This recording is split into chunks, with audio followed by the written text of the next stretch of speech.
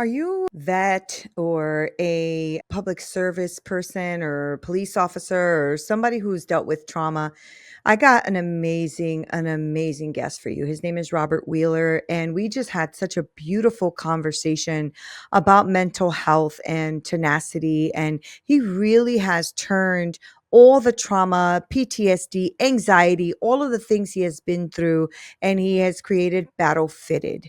And he is dropping gems here about mindset and fitness and radical ownership and all of those things. So I think you're really going to enjoy this episode. And if you know someone, especially a man who is like struggling with this stuff, but just doesn't want to talk to anyone, this may be the episode that you need to send to them. All right, here we go.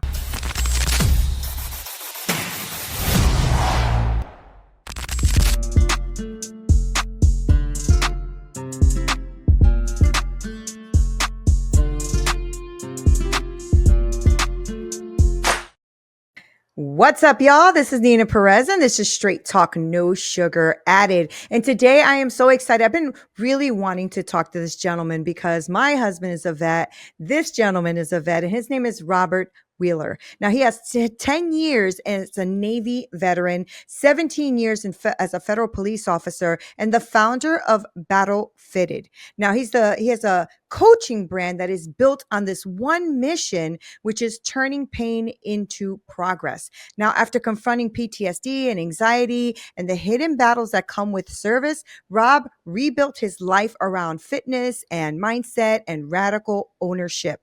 And now he is here to help others do the same. And that's why I'm excited to have this conversation with you, Robert, because I know that this is going to be a real talk about men's mental health and resilience and leadership and forging strength and all of that. So welcome to Straight Talk, Robert. It's good to have you. Thank you. I'm going to be here, and that radical change. I like that. I've never heard that before. So that's pretty cool. I'm going to steal that from you. Yeah, please do, because that's what you do. Steal it away. I'm really glad you're here. And, I talked a little bit about you. So I know that you are a Navy vet and you are also an officer and all that great stuff. But I want to know a little bit more about you. So let our audience know who Robert Wheeler is. Who are you? I think we have enough time for that. But so a 10-year Navy vet, 17 years total law enforcement between federal, the military, and actually as a Florida State certified police officer. My story is pretty crazy. Was married for 18 years. I got divorced. I have 3 kids that I love to death. 2 of them are adults. My daughter's 25. My middle son is 24. And my youngest is 13. No. And after going through hell mentally with everything that I struggled with, I found kind of my outlet and my way out. And now I use that to help as many people as I can. Well, I'm sure that finding that outlet or your way out, as you put it, was not an easy journey, right? Because I think that when people go through things, at least this is what I see sometimes when I see, like, let's say a big guru out there telling you how to make your millions, right? They forget the steps. Like, they forget that you were here once and then you got there. It's not like you just got there and now everybody could do it. So tell me about that, Robert. Like, there must have been a dark season or moment in time or something that was happening that started to shift your perspective. Can you share that with us? Yeah, definitely. So, as a veteran and as a police officer, the problem with that is when we leave service, whether it's from being a first responder or being a veteran in the military, we have structure, we have routine, we have discipline, we have Mm-hmm. manual. Everything tells us exactly how to do it, when to do it, where to do it, why to do it. And as soon as you leave service, it goes away, right? You lose it Yes. overnight. And you might know this from like your husband's experiences. You lose everything. Excuse me. We lose everything overnight. And for someone, if you've had trauma, whether it's in the military or not, or as a cop or not, or as a firefighter is not, you don't know how to deal with it. You don't know how to process it. You don't know how to get out of that. And I always operated very negatively. Everything was my life sucks. I hate this. I don't like you. Mm-hmm. I just very bad attitude. And I kept saying to myself over and over again, like, why am I having these bad days? Why is all this bad stuff happening to me? Why? With no answer, no rhyme, no reason. And that Mm-hmm. caused a huge problem. It takes 2 to tango, and there's a lot of things that my wife didn't give me, my first wife. But I gave her emotional abuse. Okay. I gave her, thank God I didn't cause any physical abuse, but anger issues, yelling, screaming, things that her or my kids didn't need to hear or need to be a part of. So after I got divorced and shortly meeting my current wife, we've been married a year, but I've been with her for 8 years now. I didn't want to operate the same way. And she Mhm. tells a story about I used to throw what I call adult temper tantrums. I said everything that my mental health issues was basically adult temper tantrums. I didn't know how to control or regulate my emotions, right? So when I first moved in with her, it was Christmas time. I was supposed to go to my parents' house. I live in Florida. I was supposed to drive 3 hours to Tampa to see my parents. And I left my wallet in a Publix. Not really a big deal, but I flipped out, right? I'm throwing things in Mm. the house, I'm yelling, I'm screaming, and it scared the crap out of her.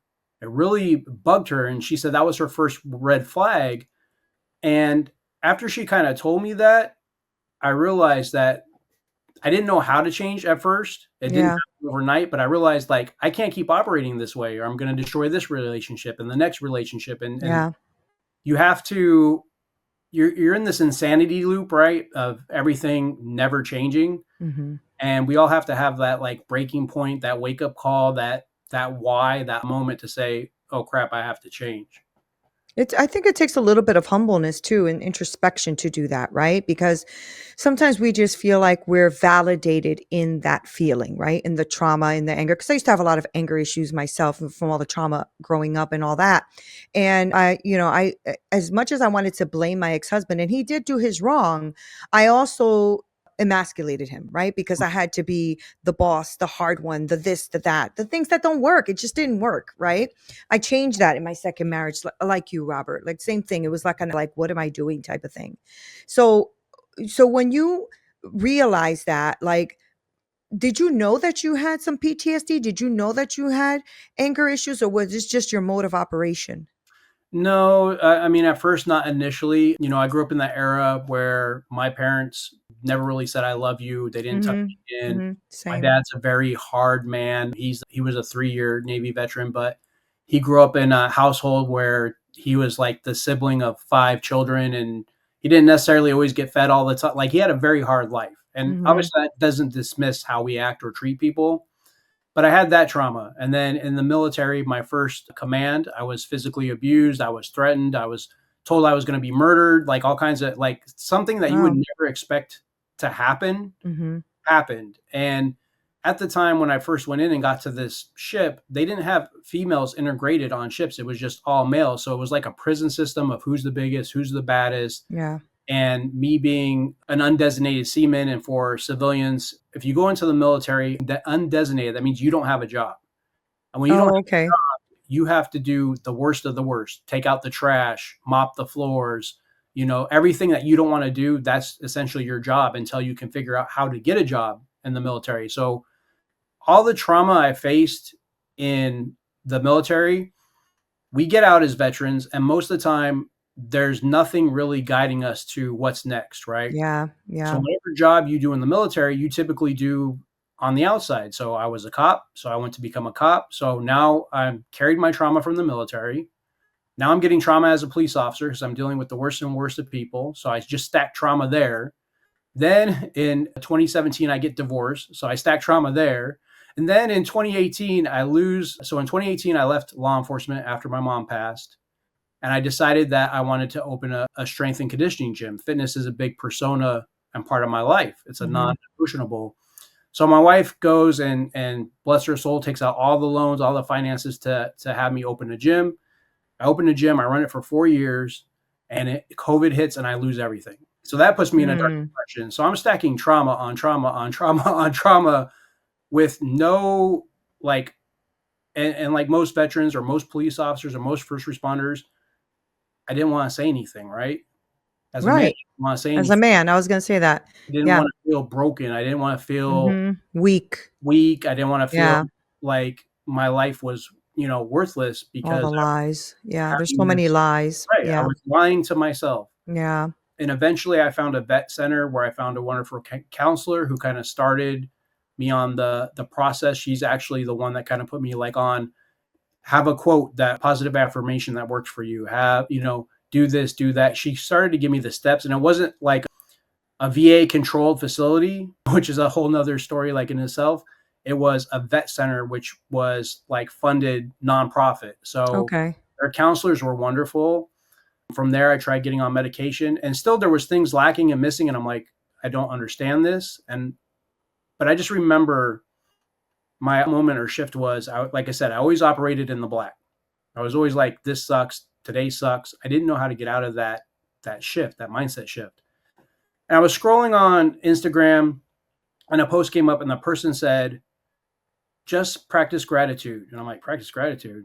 You're like, believe it or not, this works. This silly, Mm-hmm. easy thing works, right? Just practice gratitude. Think of one thing you're thankful for, either when you wake up, go to bed, whatever. So me wanting to be like super competitive, I'm like, I'm gonna think of 3 things that I'm grateful for. And I've been doing this for over a year Yeah, now. So me too. I've been doing this for years. It's so good. right, every night I go to bed, right? And it can be the 3 same things over and over again. It can be 3 different things, but whether you speak to a God or pray to the universe or just say it out loud, I'm thankful for my wife. I'm thankful for this house. I'm thankful I got to move today. Mm-hmm. I'm thankful for my kids, you know, and realizing that there's a lot of, and especially like even on my podcast, realizing that there's a lot of people that's been through a lot worse than you have. There's always someone worse than you. Yeah, yeah. And if you can think on that, oh my God, to realize how beautiful life is and how amazing life is. And then the second thing I did when I woke up, I would say, I'm going to have a good day. Now, initially, the first few months, maybe 3 months, I'd have to say it over and over again. I'm going to have a good day. I'm going to have a good day. I'm going to have a good day. Um, but those 2 things, like those 2 little tiny things, was the start of me saying, you know what, my life is pretty good. Like, why am I complaining about everything all the Yeah, time? Why am I upset yeah. all the time? So good. It's so good, right? Because it's the little things that we don't think about. We think we have to make like this ginormous Mm, shift, and you don't always have to do that. Not, I mean, sometimes life does that and shifts you in a big way, but sometimes it's just taking the first step to then take the second step and so on.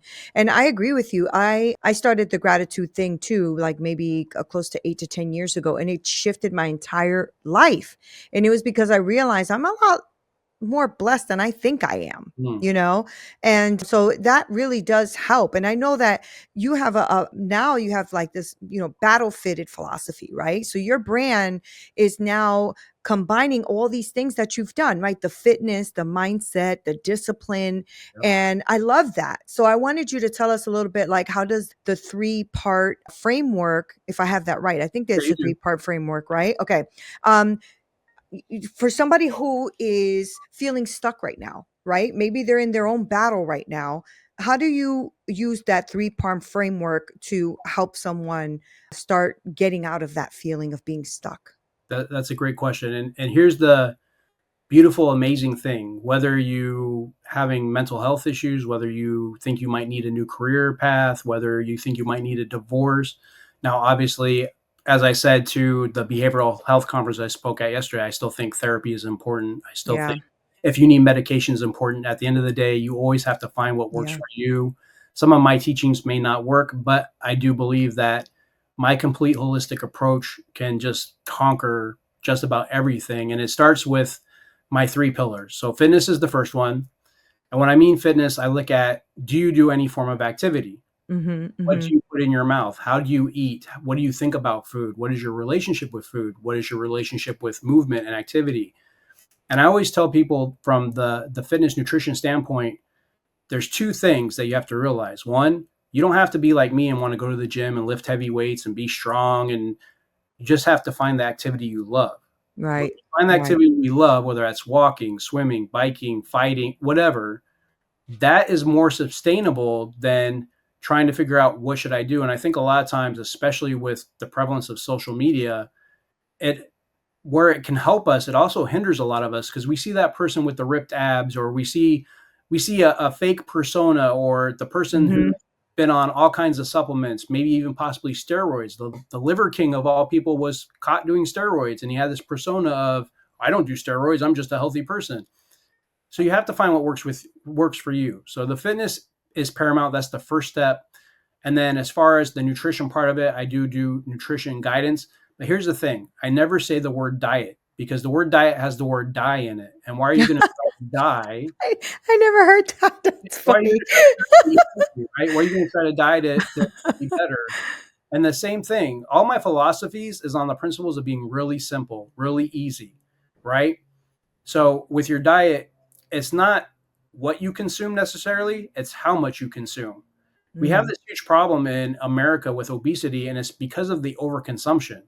We go get a bag of mhm, chips. mhm. I had a be eating disorder coach on my podcast, and I never even thought about this. She told me that snacks are chemically engineered to make you want to eat more. So you go get that potato chip, and next thing you know, half the bag's gone, and you feel Mhm, guilty about mhm, it. mhm. So you have to have the mindset shifts, which is the second pillar, to be able to make better choices. So I give you the fitness, nutrition first. That kind of starts you feeling better because we know if we look good, we feel good, right? Right. You get to start eating healthy, some sort of movement. So that starts to build a little bit of mindset because working out is tough. It's not always easy. And then we go into practicing gratitude, journaling. I have a character development sheet that everything I teach, you have to have intent. Now, you can't half-ass the work I give you. Right. Have purpose and an intent to do the work, right? So I realized that journaling, practicing gratitude, and having positive affirmations is like one of the most easiest unrated things that you can do. Yeah. And when we write things down, right, and we write things down with intent. So, for instance, I have a current journal out called the Battlefield Blueprint. It's a 30-day journal, but if you write in it with intent and you follow the instructions to a plan, it will basically show you your 1, 3, and 5 year goals because it gives you the purpose. It asks you the questions: what do you want to do? Why do you want to do it? How are you going to do it? So you have to be very specific in life. Mhm. On it. Intentional. Yeah. Right. And if you Mhm. write things down, whether it's every day or put it somewhere where you can see it and you see this over and over and over again, the reps and the routine is what starts to change your mindset. And then my last pillar is just discipline. It's Mhm. basically giving you the healthy habits, the tools to continue to work when our time is done, because I don't want to coach you forever. I really don't. I want you to be able to take care of yourself, and then you can take that and take those tools and pass it on to whoever you want. So Do you find resistance, especially from men, when it comes to this kind of stuff? Like, probably not the mental, I'm sorry, not the physical activity or the eating, right? Maybe. But I'm thinking more of the journaling aspect or that kind of aspect. I would think that men resist that a little bit. Do you find that at all, that there's resistance? I think each client individually, because of their mindset, they're going to resist some part. Like you said, whether it's the fitness, a lot of people don't like to do any form of activity. They claim they don't have enough time or they're too busy. A lot of men, you're right, don't like to journal. A lot of men don't like to talk about their mental health or Yeah, I was gonna ask you trauma. about that. They're Mhm. trying to break the stigma and all that. Mhm. But there's a beautiful thing in what I do because anybody that comes to me, they can't give me an answer to get out of what I want you to do. Because if you say, well, you don't know what you're talking about because I have trauma. Well, guess what? I have plenty of trauma. I have Right, trauma right, right. for Right. days, weeks, months, and years. And Mhm. well, I can't change my mindset. No, you don't want to change your mindset. You have to. I say this so much to the point that maybe I need to get this like tattooed on my chest or something. I say you have to have a limitless belief system, not a limiting belief system. Okay. I just did a post about this today. I literally wrote down on a piece of paper, I can't. I can't is one of the worst things you can always say for yourself. I crossed it Yeah. out in red marker and I said, I will. So you have Mhm, mhm. to make those shifts, not only with how you speak, how you think, how you perceive yourself, but you have to be able to think that too. And you have to be able to think that internally and externally. Do you find like, being that you are a vet, so you've worked with a lot of vets and been around them, and you're also a former law enforcement officer and all that. So I guess my question is, how do you create that safe space for men then? Because not a lot of men, at least for the men that I've spoken to, like to talk about trauma, right? So I'm just wondering what is like some of the things, or maybe there's a first step that you can think of to take so that these men can open up. Maybe they've never opened up before, or they don't feel safe opening up, right? So as they're listening to you, they're like, well, yeah, I got a lot of crap going on in my life, but I don't know if I trust anybody. So how do you create that safe space? So first of all, and that's an amazing question, Thank is you. trying to network with the right people. I'm starting to meet more law enforcement professionals that are either higher ranking or they're in good areas of chain of command, and Mhm. they're all preaching what I'm preaching. We got to stop veteran and first responder suicide. First responder suicide Yeah. rise. Yeah. The problem that I realized from my own personal experience, we go through all this hard stuff, we go through this hard day, and then we get home and we don't know how to stop and pause and decompress from that. So we bring that into our marriage, we bring that into Yeah. our relationship with our kids, we bring that into our relationship with our family and friends. And then those people create distance for us, and we get angry because we're like, why are you distancing yourself from me? Mhm, So mhm. the more for a coach, and even probably for you, the more networking we can do, the more people I can get in front of, the more people I can speak to, Mhm. the more good I can do. The more I'm trying to advocate where I can actually go into law enforcement departments and speak to them and tell them, like, look, and try to talk to the chain of command and like realize, you guys deal with a lot of bad stuff day in and day out with no reward, all risk. You have to start listening to your troops and your people. You can't Yeah. overwork them. Yeah. Can't expect them to be robots. They have lives outside of law enforcement, and you have to be able to adopt a culture. It's all about changing the culture. You have to be able to adopt a culture to change that. We have to do better. Like, there's just too much of an old way of thinking between the military and law enforcement and first responders that you're not allowed to talk about trauma. So what I do is, if someone's very resistant, one-on-one coaching is what's best for them because they're just talking to me. Yeah. Yeah. Eventually, you hope you can, I don't want to say break them, but get them to a point where they can break down and realize that they need some sort of help. Mhm. But if you want a like-minded tribe, I do small group coaching. And when I do small group coaching, I only take 8 to 10 people max, because I want you to have, in the military, they have what they call a battle buddy, someone that's always has your back, someone that has your, Right. someone that's going to help you in your time of need. So I like to build this network of a tribe mind community where they can lean on each other. They can speak their truths in the group setting when we have our online group meetings or whatever. So there's two outlets there for either person to try to beat their trauma. And when I say beat your trauma, I tell everybody my PTSD did not go away. My major depressive disorder did not go away. My anxiety did not go away, but I'm more apt to deal with it now with the tools that I created. And on top of that, because of the gratitude and the positive affirmations and everything that I do, I've had more bad days than good. And that's the goal. Mhm, mhm. What do you do, like, okay, so I know that you were speaking you started with, right, like, exercise and all of that, like forging resilience through movement, basically, right? So I'm just wondering, because you talked about just now about how you didn't get rid of it, but you learned to manage it and deal with it, and, kind of, I guess you kinda know when it's coming and you get ahead of it, right? So I'm just wondering if you can share, maybe with us, like a story where you use these tools or consistent movement helped you or a client, maybe turn that mental corner, right? Because maybe somebody's listening and it's like, okay, but where do I begin? Okay, journaling's great, all that kind of stuff, but what do I do here, right? How do I turn that mental corner?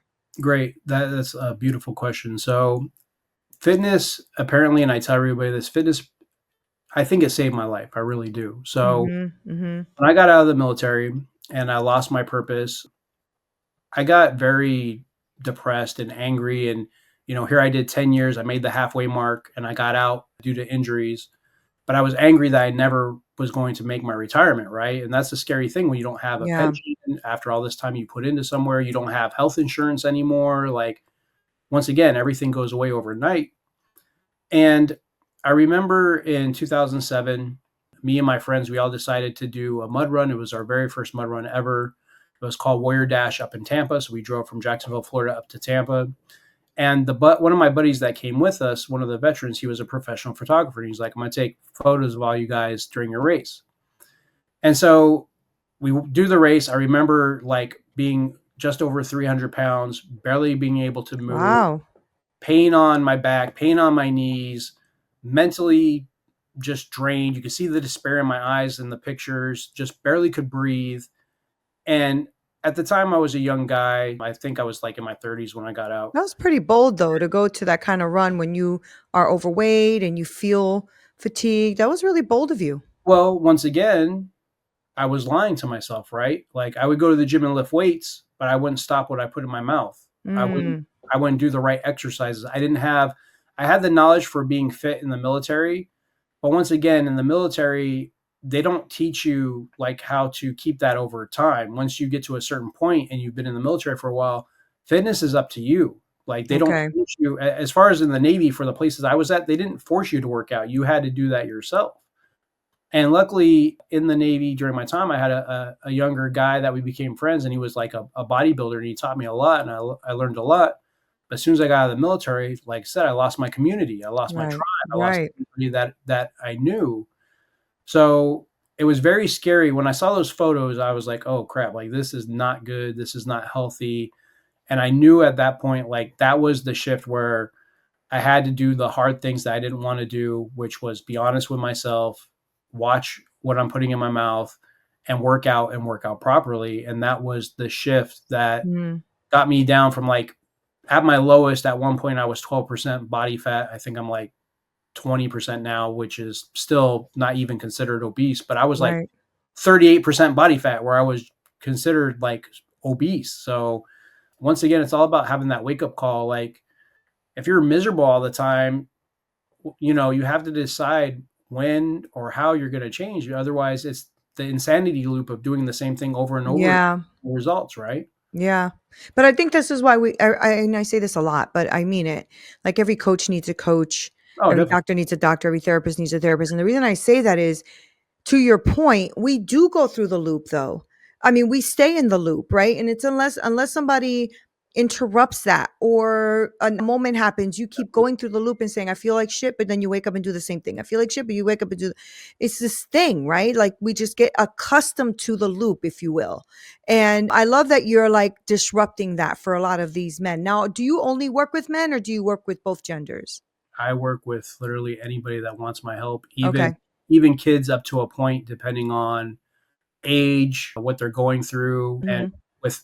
with parents' permissions if they're like under 16, 17 years old. So And how is the program run? How what does it look like for someone to work with you? Is it like is it just like a one off? Is it like 6 months or how long is So that? my program for both one-on-one coaching and the group coaching lasts 60 days, or I'm sorry, 60 days for the group coaching, 90 days for the one-on-one coaching. I One of the love that. you Okay. get a little more.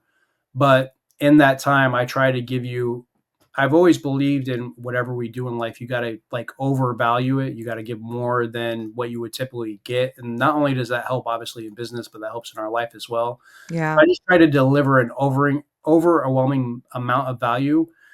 Anybody can book a consultation with me. It's absolutely free. It's just a 30-minute, and most of the time it's not even going to go 30 minutes to say, hey, I'm Coach Rob, get a chance to look at you, and say, hey, what can I help you with? No matter how small, how big.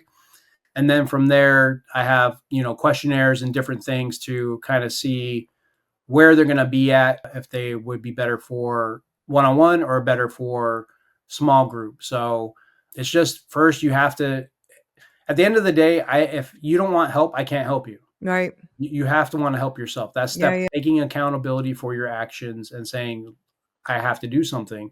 And I love how you said even coaches need coaches. Even times I Mhm. have to reach Mhm. out to my mentors. I have to reach Mhm. out to my business mentors. I have to reach out to my friends that have my back. And, I have that one best friend that no matter what, if it's 3 in the morning and I feel like crap, I can call him. Yeah. And I think So good. support is good. And So good. that's another issue or stigma I'm trying to break and work on because as men, if you ask your husband, babe, are you okay? He's like, I'm fine. We're not Mhm. fine. I know.